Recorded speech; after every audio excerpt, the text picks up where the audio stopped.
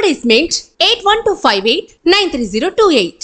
Our Gmail maxtvtelugu@gmail.com. Hi hello namaste, నేను మీ Shilpa Reddy. Welcome to Max TV.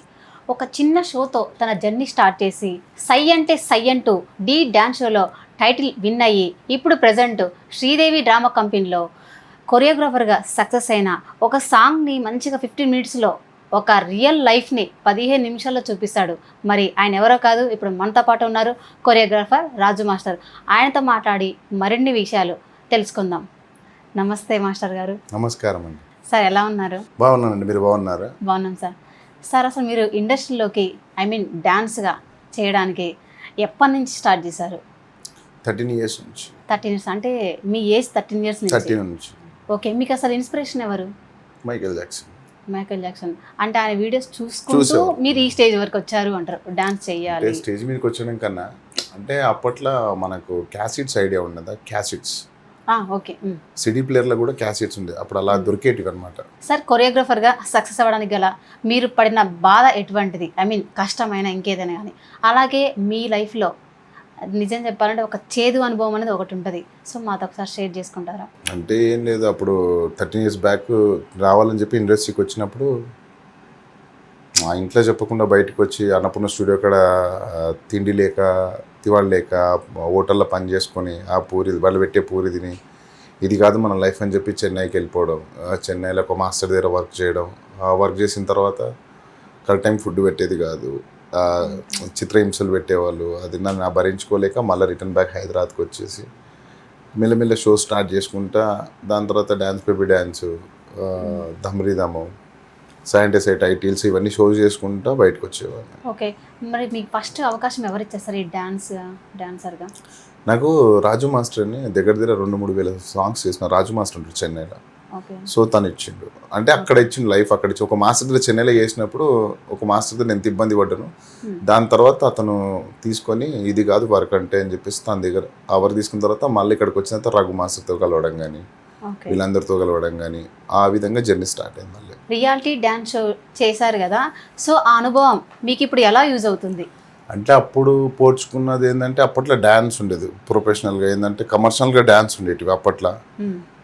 ఇప్పుడు ఫ్లిప్తో అంటే జనరేషన్ బట్టి అప్డేట్ అవుతున్నారు కాబట్టి అప్డేట్ అయినాము. అప్పటికిప్పటికే ఇంకా టఫ్ కాంపిటీషన్. అప్పుడు అట్లా డాన్సర్ తక్కువ ఉండేది, ఇప్పుడు చాలా ఎక్కువైపోయారు. టఫ్ కాంపిటీషన్ గట్టిగా ఉంది సార్. ఓకే, అసలు ఆర్థిక పరంగా నాకు తెలిసి టాలెంట్ ఉంటే ఒకటే సరిపోదు. సో దాంతోపాటు మనకు అవకాశాలు కూడా చాలా ఉండాలి.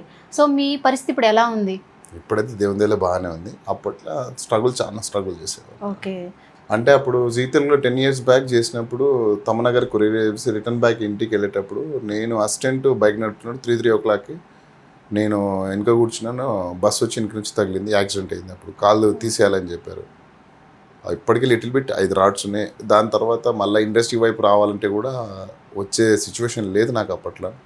ఆర్థికంగా చాలా ఇబ్బంది పడ్డాను అప్పుడు. చాలా అంటే టూ మచ్గా ముఖానికి బట్ట కట్టుకొని కంపెనీలో ఐడియా ఉంటుంది. కంపెనీ అన్ని షోస్ చేసినా కూడా అక్కడికి వెళ్ళి కంపెనీకి వర్క్ చేసుకోవాల్సిన దుస్థితి నా దగ్గరికి వచ్చింది. సో మళ్ళీ నేను రిటర్న్ బ్యాక్ వెళ్ళిన తర్వాత నాకు మళ్ళా జబర్దస్త్ రాకేష్ తోటి శ్రీదేవి కొత్త స్టార్ట్ అయితే ప్రోమో వచ్చింది. దాని తర్వాత ఫోన్ చేశాను, ఏందన్న కొత్త షో అంటే అవునంటే ఎవరు డైరెక్టర్ అంటే ప్రసన్న సార్, సీను సార్ అన్నమాట. నెంబర్ ఫార్వర్డ్ చేయండి అన్న. దాని తర్వాత మాట్లాడుకున్న తర్వాత ఒకసారి రండి అని మాట్లాడాను. ఒకసారి వెళ్ళినప్పుడు కూర్చున్నప్పుడు అంటే నేను చేసిన అదర్స్ 2009-10లో అదర్స్ ప్రోగ్రామ్ ఉండే. మైకేల్ జాక్సన్ మన పెద్దపులి మిక్స్ మీద సాంగ్ చేసాం అప్పట్లో. ఆ సాంగ్ చూసిన తర్వాత కాన్సెప్ట్ చెప్పండి మాస్టర్, ఇంకేంటి కొత్తగా చేద్దామా అన్నారు. దాని తర్వాత మన టిన్స్ గురించి చెప్పాను. టిన్స్ గురించి చెప్పినప్పుడు ఓకే అని చేసిన తర్వాత మళ్ళీ కట్ చేసి నెక్స్ట్ సాంగ్ ఇంద్రజ మ్యామ్ ఇచ్చారు. ఆ అదృష్టం ఏంటంటే నేను ఇంటికి వెళ్ళిన తర్వాత ప్రసన్న సార్ నాకు మెసేజ్ పెట్టారు, యూ కంటిన్యూ, ఇక్కడ నుంచి శ్రీదేవి కంటిన్యూ అయిపోండి మీరు. ఎక్కడ నుంచి ఇప్పటి వరకు లాగుతూనే ఉన్నాను. ఓకే సార్, మీరు డ్యాన్స్ షోలో చేశారు కదా, టైటిల్ కూడా విన్ అయింది. ఎప్పుడు సార్ అది? అంటే 2012లో సైంటిస్ట్. ఓకే, మీకు అందులో ఛాన్స్ ఎవరిచ్చారు? ఎలా అవకాశం వచ్చింది? అంటే రియాలిటీ షోస్ ఉన్నప్పుడు ఇప్పుడు ఆడిషన్స్ అప్పుడు కొరియోగ్రాఫర్కి ఆడిషన్స్ ఉండవు. అంటే కంటెస్టెంట్స్కి ఆడిషన్స్ ఉంటాయి. కొరియోగ్రాఫర్ ఏంటంటే తను క్రియేట్ చేయగలుగుతాడా లేదా. ఇప్పుడు చాలా మంది అనుకుంటారు మాస్టర్ అని డ్యాన్స్ చేయాలని. మాస్టర్ అంటే డ్యాన్స్ చేయాల్సిన అవసరం లేదు. క్రియేటివిటీ మైండ్ కొరియోగ్రాఫర్ ఉంటుంది, అది చేసుకుంటూ కొరియోగ్రాఫ్ చేస్తే సరిపోతుంది. ఓకే, నాకు తెలిసి ఇప్పుడు డ్యాన్స్లో డి రాజు అని చెప్పేసి అంటారు. బట్ మీ నేమ్ ఎందుకని ఇంకా బయటికి రాలేకపోతుంది? వస్తుంది, తొందరలోనే వస్తుంది. అంటే ఇప్పుడు నార్మల్గా యూట్యూబ్లో కొట్టగానే మనకు D10 రాజు గుర్తొస్తున్నాడు. మరి ఇప్పటి నుంచి కాదు, మీరు ఎప్పటి నుంచో చేస్తున్నారు? ఇండస్ట్రీకి వచ్చి కూడా 13 years అవుతుంది. సో 22 years అవుతుంది అనుకుంటా. సో 22 years అవుతుంది, మరి మీ నేమ్ ఇంకా గుర్తించలేకపోతున్నారు. అప్పట్లో సోషల్ మీడియా లేదు. సోషల్ మీడియాకు ఒక ప్లస్ పాయింట్, సోషల్ మీడియా అప్పట్లో అస్సలు లేదు. రీసెంట్గానే 5-6 years నుంచి సోషల్ మీడియా ఐ మీన్ బాగుంది. సో వాళ్ళు చేసిన దానికి సోషల్ మీడియా ద్వారా క్లిక్ అయిపోయారు. మేము చేసినప్పుడు సోషల్ మీడియా లేదు. మేము అప్పుడు సాంగ్ ఎడిట్ చేయాలంటే డబ్బింగ్ స్టూడియోకి వెళ్ళేసి ఒక రోజంతా బెడ్షీట్ తీసుకొని పోయి ఆడ కూర్చోవాలి, ఎడిటింగ్ చేయండి అన్న సాయంత్రం దాకా. కుదిరితే నైట్ కూడా ఆడే వండుకోవాలి బెడ్షీట్ వేసుకొని కూడా. ఇప్పుడు అలా లేదు, ల్యాప్టాప్ పట్టుకొని ఒక సాఫ్ట్వేర్ వేసుకుంటే 5 నిమిషాలు ఎడిటింగ్ అయిపోతుంది. డబ్బింగ్ కూడా అంత సింపుల్. కరెక్టే. మీ ప్రాపర్ ఎక్కడ సార్? నా ప్రాపర్ షాద్ నగర్. టోటల్ షాద్నగర్. ఓకే, మీ ఫ్యామిలీ బ్యాక్గ్రౌండ్ గురించి చెప్తారా? మదరు చంద్రకళ, డాడీ బలరాము, మా 2 brothers, 1 sister. ఓకే, మరి మీ ఇండస్ట్రీకి వచ్చిన తర్వాత మీ పేరెంట్స్ ఏమైనా సపోర్ట్ చేశారా? అంటే అందరికి ఉన్నట్టే ప్రాబ్లమ్స్. కొంతమంది సపోర్ట్ చేస్తారు, కొంతమంది సపోర్ట్ చేయరు. చేసి చేయనట్టు అంతే, దానికి ఏం లేదు. ఇప్పుడైతే ఓకే. ఇప్పుడు ఓకే, మాకు తెలిసిన విషయం ఏంటంటే మీకు చాలా హెల్పింగ్ నేచర్ ఉంది. ఎలా అంటే ఈవెన్ మీ స్టూడెంట్స్కైనా మీ అసిస్టెంట్స్ ఎవరికైనా కానీ సో మీరు ఫ్లాట్ అమ్మి ఇలా హెల్ప్ చేశారు అని మాకు తెలిసింది. నిజమేనా?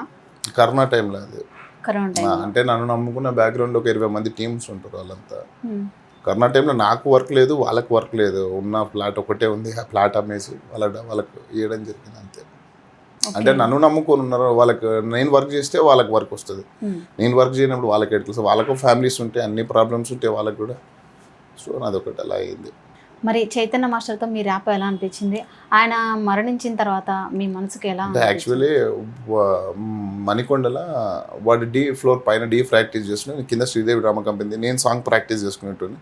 నైట్ 2-3 అయిన తర్వాత ఇద్దరం ఒకటి దగ్గర కూర్చొని మాట్లాడుకునేటోళ్ళం. ఇద్దరు హాయిగా సరదాగా మాట్లాడుకుంటే అప్పుడు విషయాలు ఇప్పుడు విషయాలు అలా మాట్లాడుకుంటాను. చాలా రోజులు అయింది. దాని తర్వాత RRR మూవీకి వాడు షాద్నగర్కి వచ్చి టికెట్లు దొరకలేదురా, నాకు టికెట్లు తీ అంటే అక్కడ టికెట్లు తీశారు. అక్కడ సినిమా చూసాం. కొన్ని రోజులు ఏంటంటే మార్నింగ్ 7-7:30కి వాడు మెసేజ్ వచ్చింది నాకు, అన్న ఇట్లా సూసైడ్ ఏమైందంట కదన్న అంటే, కామెడీ చేస్తారు రారా అని చెప్పేసి లైట్ తీసుకున్నా. మళ్ళీ 10 o'clock కరెక్ట్ కాల్ వచ్చింది, అన్న వీడియోస్ వచ్చినాయి చూడన్నా. బాధ అనిపించింది. అంటే ఇప్పుడు ఫన్నీ ఉంటాడు, ఏదైనా ప్రాబ్లం ఉన్నా కూడా కూల్గా తీసుకో, ఏం కాదు, లైట్ తీసుకో, ఏదైనా అన్ని జరుగుతుంటాయి, నీ పని నువ్వు చేసుకో అన్నట్టు మాట్లాడతా. అసలు లైట్ తీసుకున్నట్టోడే అంత సీరియస్ తీసుకున్నట్టే. ఎవరైనా సరే ఇప్పుడు బయట కూడా అదే అంటారు టాక్, చైతన్య మాస్టర్ చనిపోయింది అంటే ఫైనాన్షియల్గా ప్రాబ్లం, అప్పులు చేసి చనిపోయిందా, జల్సాలు చేసి చనిపోయిందా. ఆయన ఎలా చనిపోయిండో ఎవరు తెలియదు, కానీ అన్నే మాటలు మాత్రం ప్రతి ఒక్కరు అదే అంటారు, జల్సాలు చేసారా, ఎంజాయ్ చేసారా. అది ఎవరికి తెలియదు. ఇంటర్వ్యూ వాడు ఎందుకు అంత సిచ్యువేషన్లో చేసుకోవాల్సి వచ్చిందంటే వన్ ప్రాబ్లం ఎంత ప్రాబ్లం గట్టిగా ఉందో వాడు చేసుకోవాల్సి వచ్చింది. సో మాకు షేర్ చేసిన ప్రతి ఒక్కరు అంటారు, మాకు షేర్ చేస్తే మేము కూడా కాపాడేటోళ్ళం కదా అని. అది చెప్పుకోలేని పరిస్థితులు కూడా ఉండొచ్చు. నాకు తెలిసి మల్లెమాల నుంచి ఇట్లా కొంచెం సరిగ్గా పేమెంట్ ఇవ్వరు అని టాక్ వచ్చింది. 100% ఇస్తారు. అంటే అటో ఇటో ఇస్తారు అంటారు, లేదంటే పర్ఫెక్ట్ ఇస్తారా? పర్ఫెక్ట్ ఇస్తారు. ఓకే, అంటే మేము చేసినంత వరకు అయితే మాకు 15 daysలో పడిపోతుంది. ఏం చేసినా 15 days 10 days మాకు షోస్కి అమౌంట్ చేయగానే మాకు పడిపోతుంది. మాకు ఎటువంటి ప్రాబ్లం లేదు. మల్లె నుంచి మాకు మా అమౌంట్ మేము చేసిన దానికి న్యాయం కరెక్ట్ ఉంది, మేము న్యాయం చేస్తున్నాం అంతే. ఓకే సార్, ఇప్పుడు కొరియోగ్రాఫర్గా చేస్తున్నారు కదా, అంటే కేవలం దానివల్లే మీరు బతుకుతున్నారు, అంటే దాని మీదే ఆధారపడుతున్నారు కాబట్టి సో ఫ్యామిలీ నడవగలుగుతుందా?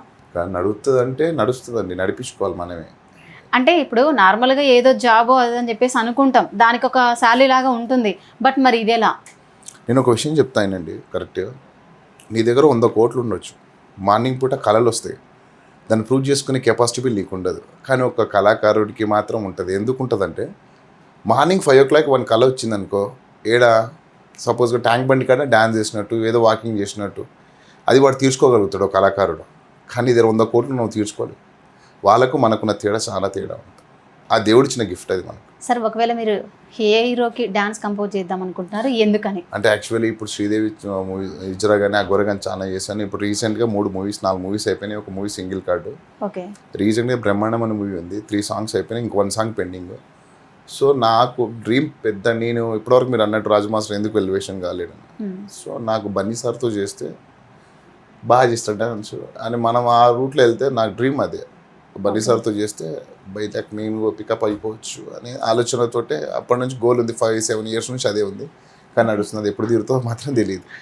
ఓకే, తీరాలని అయితే నేనైతే కోరుకుంటున్నా. Thank you. ఎంతవరకు చదువుకున్నారు సార్? నేను 888. 888 అంటే అప్పట్లో మీ ఫ్యామిలీ బ్యాక్గ్రౌండ్ ఎలా ఉండేది అసలు? ఫ్యామిలీ ప్రాబ్లం ఉంటే ప్రతి ఒక్కరికి ప్రాబ్లమ్స్ ఉంటాయి. అదే సార్, మాతో ఏమైనా షేర్ చేసుకోగలుగుతారా? అంటే యాక్చువల్లీ మా నాన్న 1 గ్రామ్ గోల్డ్ ఐడియా ఉంటుంది, 1 గ్రామ్ గోల్డ్ బిజినెస్ చేస్తాడు చిన్న లూనా మీద. ప్రాబ్లమ్స్ ఉండే అట్లా ఇక యాక్చువల్లీ నిజం చెప్పాలంటే ఫేమ్ వచ్చిన తర్వాత అడగడం వేరుంటుంది. అంతకుముందు కూడా మీరు ఎలా ఉండేవారు, మీ లైఫ్ ఏంటి అని అడుగుతున్నాను సార్, అంతే, ఇంకేం లేదు. ఏం లేదు, నాకు నిజంగా చెప్తున్నా, నాకు లైఫ్ జన్మనిచ్చిన మా అమ్మ నాన్న ఈరోజు నేను ఈ స్థాయిలో ఉండంటే మా 2 బ్రదర్స్. దాని తర్వాత ఈరోజు 10 మందికి కళాకారులకు అవకాశం ఇస్తున్నా, ఫుడ్ పెడుతున్నా అంటే అది మళ్ళీ దాన్ని. సార్ అసలు మీరు ఇండస్ట్రీలో పడిన స్ట్రగుల్స్ ఏంటి? ఇండస్ట్రియల్ స్ట్రగుల్స్ అంటే చాలా పడినాం. ఎందుకంటే ఇప్పుడు నన్ను నమ్ముకుని ఒక టీం ఉంటుంది. నన్ను నమ్ముకునే టీం ఉన్నప్పుడు నేను ఒక ఈవెంట్ కానీ ఏదైనా కానీ ఒకటి ఒప్పుకుంటాను. సో నేను కష్టపడి ఆ ప్రోగ్రామ్ అయిపోయిందంతా, సో పేమెంట్ వస్తుంది డాన్సర్స్కి, నా గ్రూప్ బాయ్స్కి, నాకు నా ఫ్యామిలీ నడవాలి కాబట్టి నేను అనుకుంటా వెయిట్ చేస్తాం. వాళ్ళు వచ్చి ఈవెంట్ అయిన దాకా ఏమన్నారు, ఈవెంట్ అయిపోయిన తర్వాత మాస్టర్ మనం రేపు సెట్ చేద్దాం, మీరు వెళ్ళండి, కొద్దిగా అడ్వాన్స్ తీసుకోండి అంటారు. ఇక సరేలే రేపు అన్నారు కదా, హడావిడి ఎందుకు లేదు. మార్నింగ్ వెళ్ళేసరికి వాడు ఉండడు, ఫోన్ చేసిన లిఫ్ట్ చేయడు, సతాయించు స్టార్ట్ చేస్తాడు. అవతల డాన్సర్లు నన్ను అడుగుతారు, మాస్టర్ ఏమైంది. వాళ్ళకి నేను ఆన్సర్ చెప్పలేకపోతా, వీళ్ళకు నేను చెప్పేది వీళ్ళకి అర్థం కాదు. చాలా అంటే చాలా, ఇప్పుడు ఒక్కటని కాదు, చాలా జరుగుతున్నాయి అట్లాంటివి. ఇంకోటి మనం ఒకటి నమ్ముకొని ఒకటి అనుకుంటాం చిన్న పాయింట్, ఈరోజు ఈవెంట్ దొరికింది, వీళ్ళకి ఇంత డబ్బులు ఇవ్వచ్చు, మన ఫ్యామిలీ కొద్దింత సేవ్ అవుతుంది అనే ఒక ఆలోచన ఉంటుంది. బట్ అవన్నీ తారుమార్లు అయిపోతాయి. సరే, ఇండస్ట్రీలోకి వచ్చిన తర్వాత నువ్వు కొంచెం సక్సెస్ అవుతుంటే సో నిన్ను వెనక్కి వెయ్యాలని చెప్పేసి నీకు వెనపోటు పొడిచే వాళ్ళు ఎవరైనా ఉన్నారని కాదు, ఉన్నారు, చాలా మంది ఉన్నారు.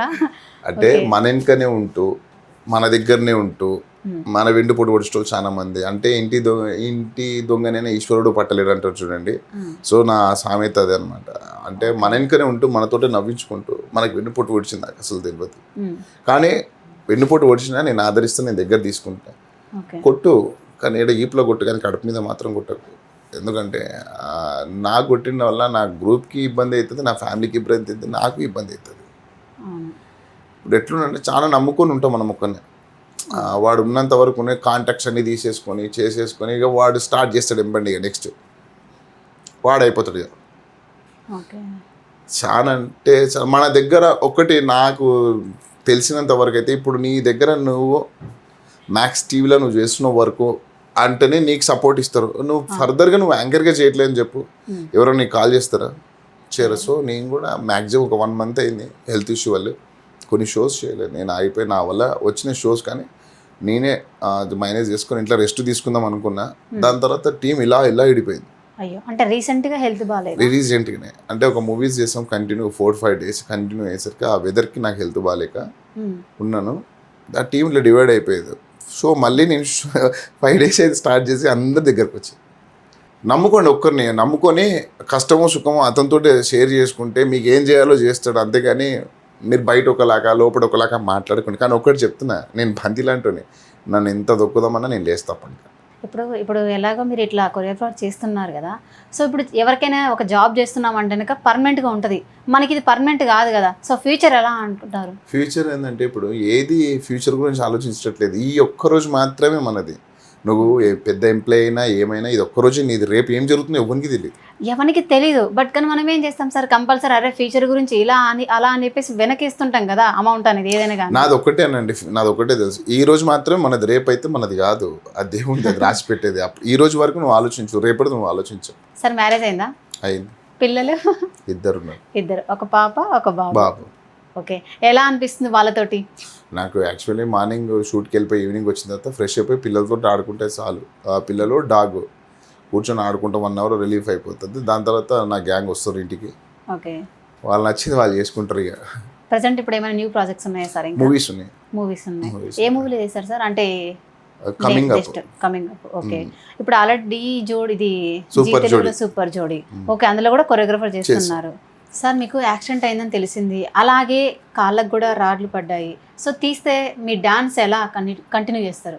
అంటే రాడ్ తీయించుకున్న నాకు కూడా ఉంది, కాకపోతే నన్ను నమ్ముకునే టీం ఎక్కడ అతలకుతలం అయిపోతుందని చెప్పి రాడ్ తీయించుకోవడం జరగట్లేదు. ఎందుకంటే నేను ఒకవేళ రాడ్ తీయించుకున్నా 3 months ఇంట్లో కూర్చోను. 3 months నేను ఇంట్లో కూర్చుంటే వాళ్ళకి వర్క్ దొరకదు. నన్ను నమ్ముకున్న వాళ్ళంతా ఫ్యామిలీ సఫర్ అవుతుంది, అక్కడ వాళ్ళు సఫర్ అవుతారు కాబట్టి తీయించుకోలేదు. కానీ తొందరగా తీయించుకుంటా. అంటే మనకు కావాల్సిన 3 months వాళ్ళకి ఏదైనా వర్క్ ఇచ్చి సీటబుల్ చేసి అప్పుడు తీయించుకుందామని ప్లానింగ్. ఓకే, ఇప్పుడు 3 months తర్వాత తీయించుకున్న అంటే ఒకవేళ అలా ఉంటే ఏమన్నా అవుతుంది, ప్రాబ్లం అవుతుంది కాలుకి? కాలికి రాడున్నాడు ప్రాబ్లం కాదు, కంపల్సరీ అవుతుంది. కాబట్టి తొందరగా తీయించుకోవాలి. సార్ ఒకవేళ ఇప్పుడు ఇండస్ట్రీకి డాన్స్ నేర్చుకోవాలని అటువంటి వాళ్ళకి మీరు ఎటువంటి మెసేజ్ ఇస్తారు? ఒకటి గుడ్ క్వశ్చన్ ఏంటంటే, అప్పట్లో మేము మాస్టర్ అంటే మేము భయపడేవాళ్ళం. సో ఇప్పుడు ఆ భక్తి భావాలు ఏం లేవు. భక్తి భావనలు ఏం లేవు. మాస్టరా వాడు ముంగల మాస్టర్ అంటాడు, వెనక పోయి ఇంకో మాట అంటాడు. కాకపోతే వచ్చిన వాళ్ళకి ఏంటంటే ఒక క్రమశిక్షణ పద్ధతి, హార్డ్ వర్క్ మీద నమ్ముకోండి, కంపల్సరీ సక్సెస్ అవుతారు. ఎందుకంటే మెయిన్ హార్డ్ వర్కే మనకు మెయిన్. హార్డ్ వర్క్తో కూడా కొద్దింత రెస్పెక్ట్, ఆ మర్యాద నేర్చుకుంటే ప్రతి ఒక్కరు సక్సెస్ అవుతారని కోరిక అంతే. మీ లైఫ్లో ఒక బెస్ట్ కాంప్లిమెంట్ ఎవరొకరు ఇచ్చే ఉంటారు కూడా, సో మాతో షేర్ చేసుకుంటారా సార్? ఏం కాంప్లిమెంట్స్ అందరూ ఇచ్చేసి నాకు.